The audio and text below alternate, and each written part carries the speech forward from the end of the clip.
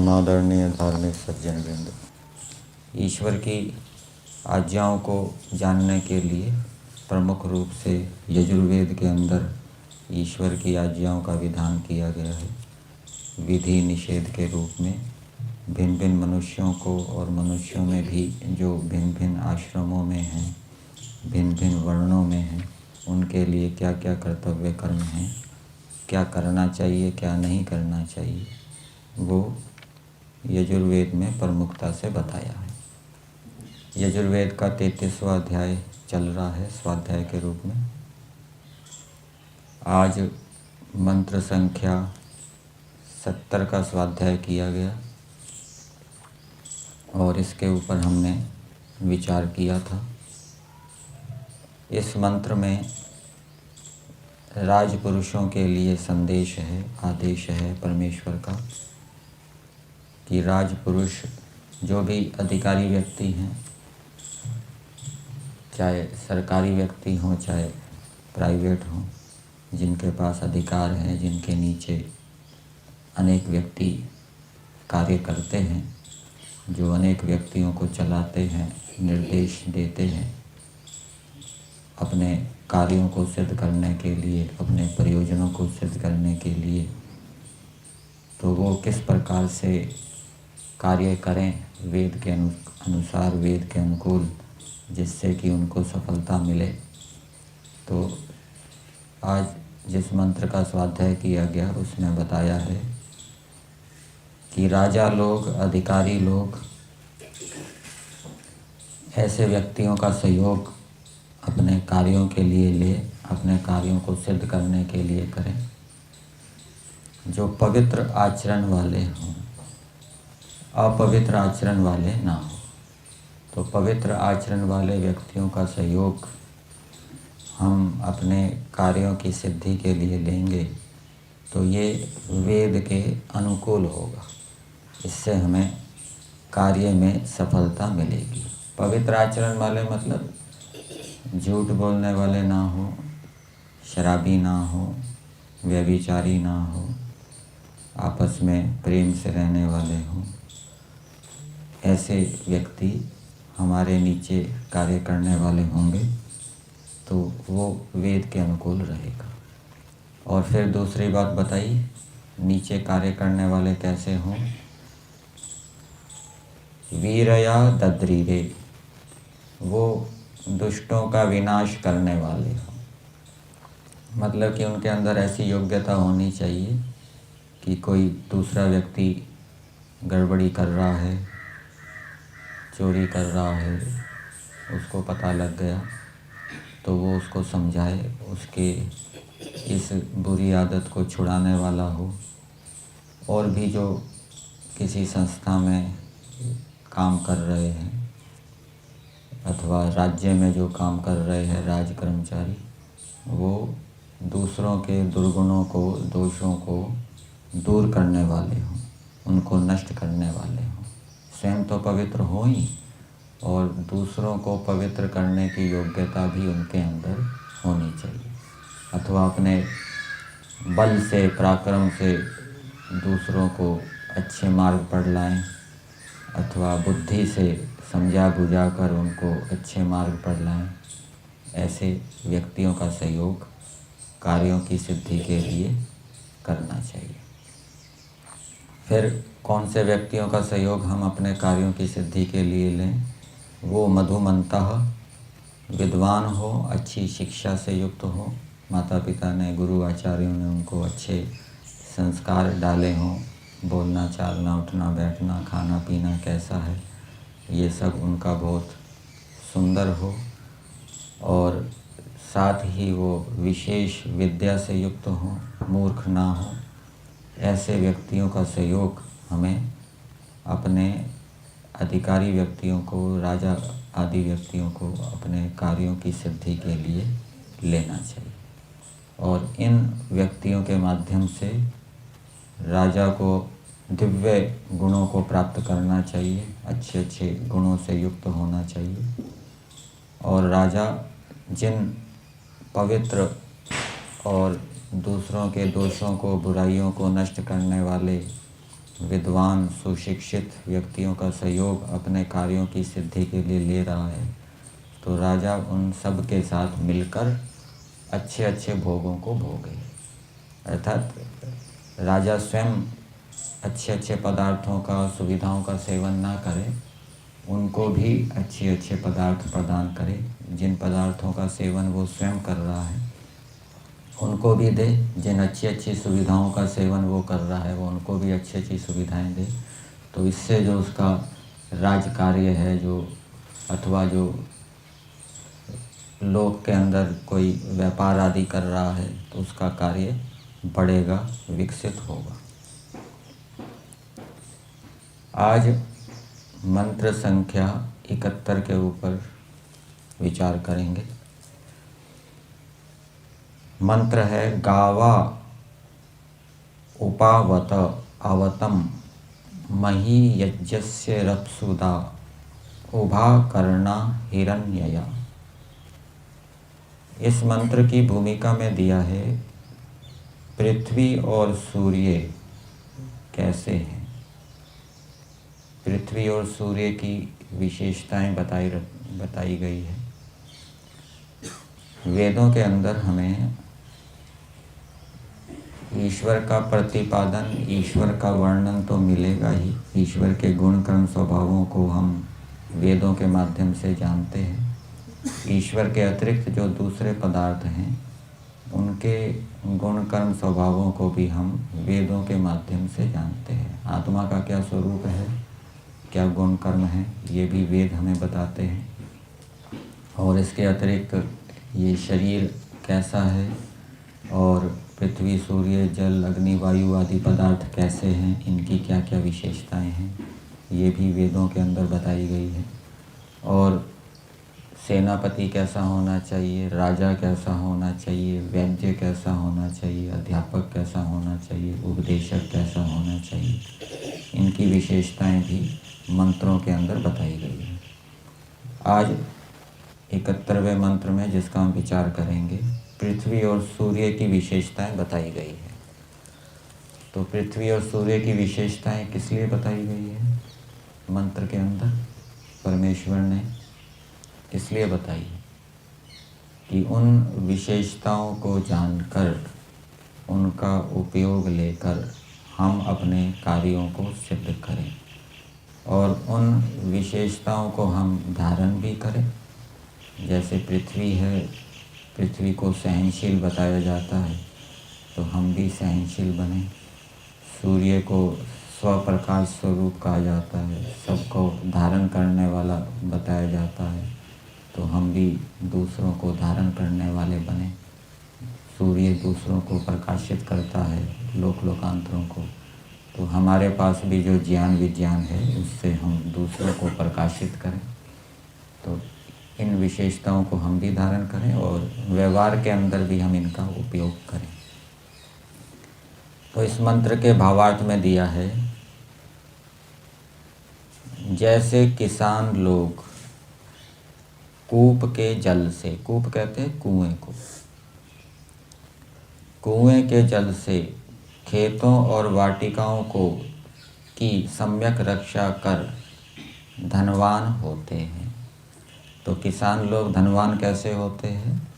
वो अपने खेतों में, अपने बगीचों में कुएं के जल का उपयोग करते हैं और इस प्रकार से उन वाटिकाओं को बढ़ाकर उनकी रक्षा करके अनेक प्रकार की औषधियाँ, वनस्पतियाँ प्राप्त करके उनको बेचकर धनवान होते हैं। तो ये कुएं का जो जल है ये वाटिकाओं की रक्षा करता है। कुएं का जो जल है वो खेतों की रक्षा करता है, फसलों की रक्षा करता है, और एक प्रकार से वो जो खेत वाला है, किसान, वाटिकाओं वाला जो है, उसकी भी रक्षा करता है कुएं का जल। और दूसरे शब्दों में कहें तो ईश्वर कुएं के जल के माध्यम से किसानों की रक्षा करता है। यदि कुएं में जल ना हो तो किसानों की रक्षा कैसे हो?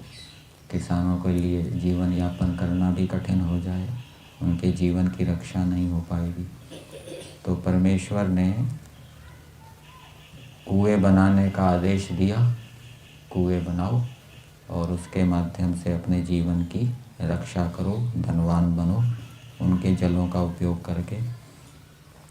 तो जैसे कुएं किसान को धनवान बनाते हैं अथवा किसान कुओं के माध्यम से, कुएं के जलों के माध्यम से धनवान होते हैं, वैसे पृथ्वी सूर्य सबके धन कारक होते हैं। तो ये कुएं का दृष्टांत दिया है। जैसे कुएं किसानों को धनवान बनाते हैं, वैसे ही सूर्य और पृथ्वी भी सबको धनवान बनाती है। ज़मीन है किसी के पास, वो ज़मीन का ठीक उपयोग करेगा, उसके अंदर फसल बोएगा और कृत्रिम खाद आदि का प्रयोग नहीं करेगा, ऑर्गेनिक खेती करेगा, देसी खाद का प्रयोग करेगा, तो उससे वो अधिक से अधिक फसल प्राप्त कर सकेगा, लंबे समय तक फसल प्राप्त कर सकेगा और उससे उसकी रक्षा होगी। तो पृथ्वी भी धन कारक है, धनवान बनाने वाली है। किसको? किसान को। बस किसान के पास बुद्धि होनी चाहिए कि किस प्रकार से उस पृथ्वी का उपयोग करके मैं धनवान बनूं। विद्या होनी चाहिए, बुद्धि विद्या। तो वो उस पृथ्वी उसके पास है और किसी के पास विद्या नहीं है तो वो धनवान नहीं बन सकता। किसी को चंदन का बाग दे दिया और उसके पास बुद्धि थी नहीं, वो चंदन के बाग को जलाकर कोयले बनाकर बेचता रहा। यदि वो चंदन के बाग को रक्षा करता, उसकी लकड़ियों को बेचता तो बहुत धनवान बन जाता। वो जलाकर कोयले बनाकर बेचता रहा तो उसके पास बुद्धि नहीं थी, इस कारण से वो चंदन के बाग से लाभ नहीं उठा पाया। और जिसके पास अच्छी बुद्धि होगी, विद्या होगी, खेत ज़मीन उसके पास कम भी होगी तो उससे वो धनवान बन जाएगा। और जिसके पास बुद्धि विद्या नहीं होगी, अधिक ज़मीन भी होगी, तो वो फिर गरीब का गरीब रहेगा। तो ये पृथ्वी भी मनुष्यों को धनवान करने वाली है। कब करती है? जब मनुष्यों के पास विद्या हो। इसलिए वेद का संदेश है कि मनुष्य विद्या को प्राप्त करके, पृथ्वी संबंधी विद्या हो उसके पास, किस प्रकार से पृथ्वी से, ज़मीन से अधिक उपज प्राप्त की जा सकती है, वो विद्या उसके पास हो तो वो धनवान बन सकता है। इसी प्रकार से सूर्य भी धनवान बनाने वाला है। समय पर सूर्य निकले, कभी बादल, बेसमय में बादल आ जाते हैं और उससे सूर्य का प्रकाश आच्छादित हो जाता है और फसल को नुकसान होता है। वर्षा हो जाती है, उससे भी फसल को नुकसान होता है। वर्षा फसल को बढ़ाने वाली भी होती है और नुकसान करने वाली भी होती है। समय पर वर्षा होगी तो वो फसल को बढ़ाने वाली होगी, बेसमय वर्षा होगी तो वो फसल को नष्ट करने वाली होगी। तो सूर्य को धन कारक बताया गया है, सूर्य धनवान बनाने वाला है। सूर्य से भी लोग अनेक प्रकार के व्यापार करते हैं। सूर्य की किरणों का चिकित्सा में उपयोग किया जाता है, ठीक है। सौर ऊर्जा आदि है, उसका उपयोग करते हैं। प्राइवेट संस्थाएं हैं, सरकारी संस्थाएं हैं, उसके माध्यम से बिजली बनाकर वो धनवान बनते हैं, पैसे कमाते हैं। इसी प्रकार से सूर्य किसानों को भी धनवान बनाने वाला है। समय पर सूर्य निकलता है तो फसल बढ़ती है और उससे वो धनवान बनते हैं। तो पृथ्वी सूर्य सबको धनवान बनाने वाले हैं। वैसे ही मनुष्य भी दूसरों को धनवान बनाने वाले बने। राजा भी प्रजाओं को धनवान बनाने वाला बने। राजा इस प्रकार की योजनाएं अपने देश के अंदर क्रियान्वित करें जिससे कि लोगों को रोजगार मिले, धंधे मिले और वो धनवान बने। राजा भी सूर्य के समान सबको धनवान बनाए। जैसे कुआं किसानों को धनवान बना रहा है, ऐसे ही मनुष्य भी, जो अधिकारी व्यक्ति हैं, वो भी दूसरों को धनवान बनाए, दूसरों को नौकरी दें। तो नौकरी मिलेगी तो उनको वो धनवान बनेंगे। अब मंत्र के पदों को देखते हैं पदार्थ के माध्यम से। हे मनुष्यों, परमेश्वर इस मंत्र के माध्यम से मनुष्यों को संबोधित कर रहे हैं। जैसे रप्सुदा उभा कर्णौ हिरण्यया मही, ये सारे विशेषण पृथ्वी और सूर्य के हैं। पृथ्वी कैसी है, सूर्य कैसा है? रप्सुदा, सुंदर रूप को देने वाला है। फसल होती है, फूल लगते हैं, अनेक प्रकार की अन्न औषधियाँ उत्पन्न होती हैं, उनका सुंदर रूप होता है। गेहूं का है, धान का है, बाजरे का है, मकई का है। ये सुंदर रूप किसने दिया, कैसे प्राप्त हुआ? सूर्य का प्रकाश मिला और पृथ्वी से खनिज लवण आदि मिले, जल आदि मिला, तभी तो ये मकई के अंदर, बाजरे के अंदर, सेब के अंदर, केले के अंदर सुंदर रूप आया। दोनों के सहयोग से आया। तो ये सूर्य और प्रकाश, पृथ्वी क्या है? सुंदर रूप देने वाले हैं। इसी प्रकार से बालक उत्पन्न होते हैं, प्राणियों के बच्चे उत्पन्न होते हैं, वो सुंदर रूप वाले होते हैं, ठीक है ना। छोटे बच्चे, उनका रूप कैसा होता है? सुंदर होता है। बड़े होने पर तो कुरूप भी हो जाते हैं, लेकिन छोटे बच्चे का रूप सुंदर होता है, सब उससे प्रेम करते हैं। तो ये सुंदर रूप बालक भी कैसे उत्पन्न हुआ? अन्न आदि का माता पिता ने सेवन किया, सूर्य के प्रकाश का सेवन किया, तो उसके माध्यम से ये सुंदर रूप की प्राप्ति हुई। फिर दूसरा विशेषण दिया है कर्णौ। कान को वैसे कर्ण कहते हैं, कान को भी कर्ण कहते हैं। यहाँ पर कर्ण किसको कहा है? सूर्य और पृथ्वी, इनको भी कर्ण कहा है। ये क्री धातु से बना है, क्री धातु से न प्रत्यय हो जाएगा तो ये कर्ण बन जाएगा। ये कार्य साधक हैं, क्री धातु से कार्य को सिद्ध करने वाले हैं। तो पृथ्वी और सूर्य कार्यों को सिद्ध करने वाले हैं। किसके कार्यों को सिद्ध करने वाले हैं? सूर्य है, वो सूर्य उगता है, प्रकाश होता है, तो सभी प्राणी अपने अपने काम में लग जाते हैं, नहीं तो अंधेरे में काम करना कठिन हो जाए। तो ये सभी प्राणियों के कार्यों को सिद्ध कर रहा है। विशेष रूप से किसानों के कार्यों को सिद्ध कर रहा है। सूर्य उगता है तो किसानों की फसल को सूर्य का प्रकाश मिलता है। सूर्य के प्रकाश से जो बगीचे के अंदर पेड़ होते हैं, फसलें होती हैं, वो भोजन आदि बनाते हैं और उससे फिर अन्न औषधियाँ आदि होते हैं। तो ये किसानों के और दूसरे मनुष्यों के कार्यों को सिद्ध करने वाले हैं। पृथ्वी भी है, पृथ्वी से हमें अन्न मिलता है, पृथ्वी से जल मिलता है। पृथ्वी को खोदते हैं, कुएं के माध्यम से जल मिलता है, उस जल का सेवन करते हैं, अन्न का सेवन करते हैं, उससे हमें शक्ति मिलती है और शक्ति मिलने से हम काम कर सकते हैं, ठीक है ना। तो ये कार्य को सिद्ध करने वाले।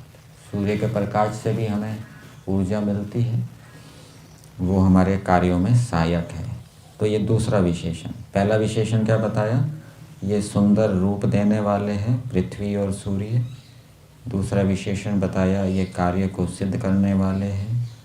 तीसरा विशेषण बताया हिरण्ययौ, ये हिरण्य है, ज्योतिष प्रचुरे। संस्कृत भाग में इसका अर्थ दिया है सूर्य के अंदर बहुत प्रकाश है और पृथ्वी में भी प्रकाश है। पृथ्वी ज्योतिष प्रचुरे कैसे है? पृथ्वी के अंदर भी भौतिक अग्नि होती है ना, उस रूप में समझना चाहिए। तो ये अत्यंत प्रचुर प्रकाश वाले हैं पृथ्वी और सूर्य। अब चंद्रमा है, चंद्रमा में तो एक भाग ऐसा रहता है वहाँ प्रकाश पड़ता ही नहीं, वो अंधकार से युक्त रहता है, सब बताते हैं। और पृथ्वी में तो सब जगह ही प्रकाश, सूर्य का प्रकाश जाता होगा। कोई ऐसा स्थान है जहाँ पृथ्वी में सूर्य का प्रकाश ना जाता? उत्तरी ध्रुव है, दक्षिणी ध्रुव है, वहाँ पर भी सूर्य का प्रकाश तो जाता ही होगा। तो ये प्रकाश के कारण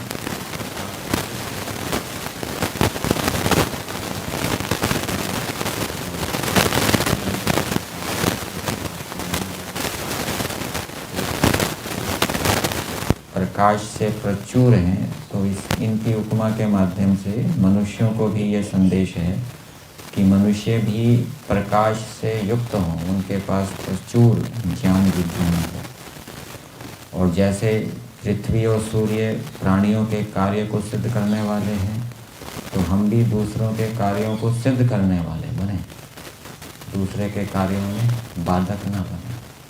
कोई रोगी हो जाता है, रोगी होकर वो डॉक्टर के पास जाता है, डॉक्टर उसके रोग को ठीक कर देता है, तो रोग को ठीक करके वो उसके कार्यों को सिद्ध कर रहा है, फिर वो अपना कार्य करने लग जाता है। रोग के कारण कार्य में बाधा हो रही थी, ठीक है ना। इसी प्रकार से प्रजाओं की कुछ समस्याएं होती है, वो राजा के पास जाते हैं, उनका काम अटका होता है, तो राजा उन समस्याओं का समाधान करता है, जिससे कि उनका कार्य चल पड़ता है, सिद्ध हो जाता है।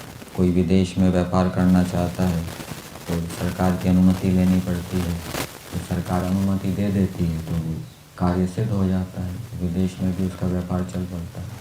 और सरकार अनुमति ना दे तो उसके कार्य में बाधा हो जाए, और देश के अंदर भी ऐसे ही है। तो हमें भी दूसरों के अच्छे कार्यों को सिद्ध करना चाहिए, बुरे कार्यों को नहीं। बुरे कार्यों को सिद्ध करने में हमें सहयोगी नहीं बनना चाहिए। राजा भी बुरे कार्यों को सिद्ध करने में सहयोगी नहीं बनता, वो तो रोक लगाता है, जो चोर डाकू है उनको बंद कर देता है, जेल खाने के अंदर दंड देता है। राजा अच्छे कार्यों को सिद्ध करने में सहयोगी होता है, प्रेरक होता है, या इसको दूसरे शब्दों में कहें, अच्छे कार्यों को सिद्ध करने वाला होता है। तो वैसे ये सूर्य भी चोरों के ऊपर रोक लगा देता है। जब सूर्य उदय होता है ना, तो उस समय फिर चोर चोरी नहीं कर पाते। चोरी चोरी कब करते हैं? अंधेरे में करते हैं। तो सूर्य उगने पर चोरों पर रोक लगा देता है। लेकिन दूसरे जो अच्छे कार्य हैं वो सूर्य के प्रकाश में किए जाते हैं। तो जैसे पृथ्वी और सूर्य कार्यों को सिद्ध करने वाले हैं, वैसे हम भी दूसरे अच्छे कार्यों में सहयोग करके उन कार्यों के साधक बने, उन कार्यों को सिद्ध करने वाले बने। ये प्रेरणा समझनी चाहिए। फिर आगे विशेषण दिया है पृथ्वी और सूर्य का, महत परिमाण वाले। ये बड़े बड़े परिमाण वाले हैं। सूर्य तो बहुत बड़ा है, कितना बताते हैं, 13 लाख पृथ्वियाँ उसके अंदर समा जाए, इतना बड़ा सूर्य है। और उस सूर्य से भी बहुत बड़े बड़े सूर्य आपको मिलेंगे। तो ये बहुत बड़े परिमाण वाले हैं ऐसे सूर्य पृथ्वी। यज्ञस्य संगत संसार के अवतम कूप के तुल्य रक्षा करने वाले होते हैं। यज्ञ का अर्थ किया है संसार। यज्ञ के अनेक अर्थ होते हैं। यज्ञ नाम परमेश्वर का भी है, और जो अलग अलग आश्रमों के कर्तव्य कर्म हैं, धर्म है, क्षत्रिय का क्या कर्तव्य है, ब्राह्मण का क्या कर्तव्य है, धर्म है, उनको भी यज्ञ कहा जाता है। और यहाँ पर संसार को यज्ञ कहा गया है। कैसे? देव पूजा, संगतिकरण और दान।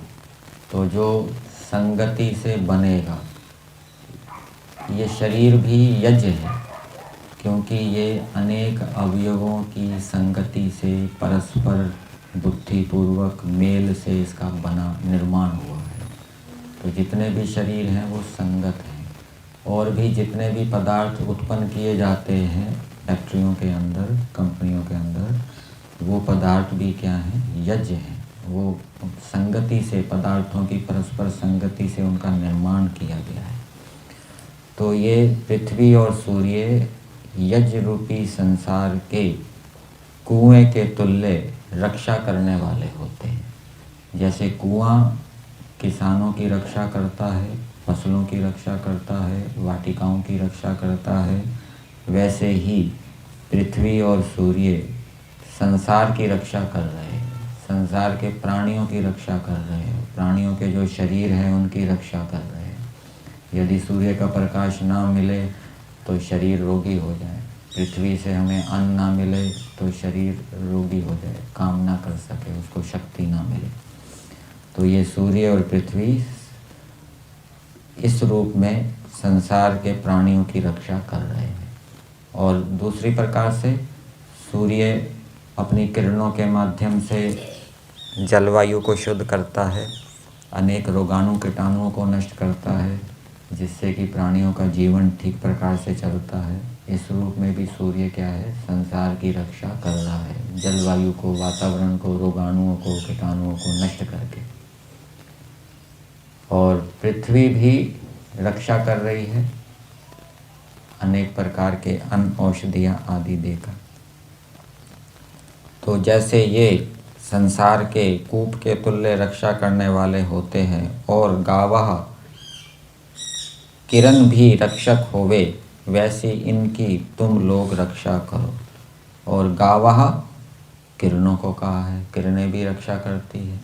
सूर्य की किरणें हैं वो क्या है, हमारी रक्षा करती है। सूर्य की किरणों के माध्यम से पौधे अपना भोजन बनाते हैं, हमारे शरीर को भी अनेक तत्व मिलते हैं सूर्य की किरणों के माध्यम से।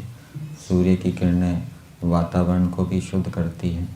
तो जैसे किरणें रक्षा करने वाली हैं, सूर्य पृथ्वी संसार की रक्षा करने वाले हैं, ये रक्षा कर रहे हैं। तो आगे उपमा दी है इनके माध्यम से, वैसे तुम लोग रक्षा करो, वैसे इनकी तुम लोग रक्षा करो। अब इनकी कैसे रक्षा करो? राजा हमारी रक्षा कर रहा है तो हमारा कर्तव्य है कि हम भी राजा की रक्षा करें। ये न्याय आचरण है। राजा तो हमारी रक्षा करे और हम राजा की रक्षा ना करें तो यह न्याय आचरण है। राजा की रक्षा करने का मतलब क्या है? राजा के जो नियम कानून हैं उनका पालन करना, उनकी रक्षा करना, उनको भंग ना करना, उसके नियम में चलना। वैसे ही सूर्य पृथ्वी हमारी रक्षा कर रहे हैं तो हमारा कर्तव्य है कि हम भी इनकी रक्षा करें। हम कैसे रक्षा करेंगे पृथ्वी सूर्य की?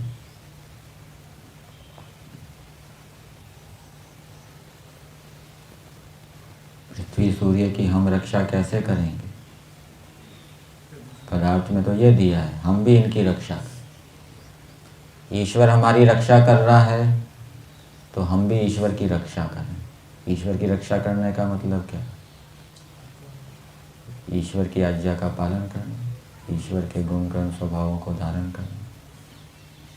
और पृथ्वी की रक्षा करने का मतलब है हम पृथ्वी को शुद्ध रखें, गंदगी ना फैलाएं, अशुद्ध ना करें। जैसे खेत किसान की रक्षा करता है तो किसान को भी चाहिए कि वो खेत की रक्षा करे। तो किसान खेत की रक्षा कैसे करेगा? किसान तो करता है वो कैसे? उसमें गलत चीजें ना डाल करके, जैसे जो जैविक खेती नहीं करते जिससे खेत नष्ट हो जाता है, तो जैविक खेती करनी चाहिए। हाँ, और फसल होने के बाद खेत को कुछ विश्राम दे। ऐसा नहीं कि एक फसल हो गई फिर दोबारा दूसरी फसल तुरंत बो दी। तो जैसे खेत किसान की रक्षा करता है तो किसान भी खेत की रक्षा करे। गाय हमारी रक्षा करती है दूध आदि देकर, तो हम भी गाय की रक्षा करें, उसको अच्छा खाना पीने को दें, ठीक है ना। कोई रोग हो जाए तो उसको दूर करें। और ऐसे ही पृथ्वी सूर्य हमारी रक्षा करते हैं तो हम भी इनकी रक्षा करें, पृथ्वी को शुद्ध रखें, ठीक है, यज्ञ आदि के माध्यम से। और सूर्य की क्या रक्षा? सूर्य को रक्षा की कोई आवश्यकता है? सूर्य को कोई रक्षा की आवश्यकता है? पृथ्वी की तो रक्षा हो सकती है, सूर्य की क्या रक्षा करेंगे? ये प्रदूषण से बड़े बम वगैरह जो युद्ध होते हैं, ये तो प्रभाव पड़ता है, ऐसा बताते हैं। सूर्य की रक्षा इस रूप में ले सकते हैं कि जब हमें सूर्य का प्रकाश आवश्यक हो तब हमें सूर्य का प्रकाश मिले, जब आवश्यक ना हो तब ना मिले, ठीक है ना। वर्षा ऋतु में उस समय सूर्य का प्रकाश नहीं रहता, उस समय वर्षा की आवश्यकता होती है। ठीक है ना। समय समय पर जब जब सूर्य के प्रकाश की आवश्यकता हो तब तब हमें सूर्य का प्रकाश मिले, जब आवश्यकता ना हो तब ना मिले, अर्थात उस समय बादल आ जाए। इस रूप में समझ सकते हैं। ये तो हमारी रक्षा होगी, हमारी रक्षा होगी। हाँ, इस रूप में ही है ये। सूर्य के प्रकाश, सूर्य की रक्षा करें मतलब सूर्य की प्रकाश की रक्षा करें। सूर्य का प्रकाश आता रहे हमें, और सूर्य का प्रकाश नहीं आएगा तो सूर्य के प्रकाश की रक्षा नहीं हुई, वो छिन गया हमसे। इस रूप में समझना चाहिए। प्रकाश की रक्षा तो ऐसे होगी ना, ज़्यादा से ज़्यादा सौर ऊर्जा का प्रयोग करें, जितना हो पाए प्रकाश का उपयोग करें, व्यर्थ न करें। तो मंत्र का संदेश मनुष्यों के लिए ये है। पृथ्वी सूर्य का दृष्टांत दिया है। परमेश्वर ने पृथ्वी सूर्य की विशेषताएं बताई है, और उन विशेषताओं को बताते हुए, उन गुणों को बताते हुए मनुष्यों को भी कहा है कि तुम भी उन गुणों को यथाशक्ति धारण करो, और जैसे ये तुम्हारी रक्षा करते हैं वैसे तुम भी इसकी रक्षा